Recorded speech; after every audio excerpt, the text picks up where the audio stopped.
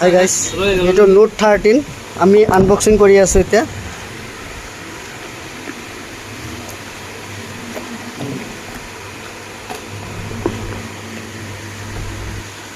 বহুত ধুনীয়া কালাৰ আহিছে।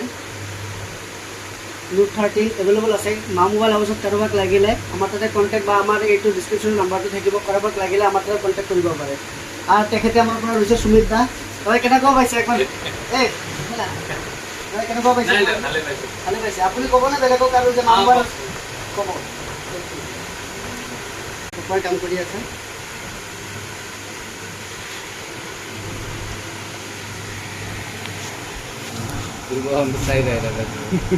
আমাৰ মোবাইল লাগবে।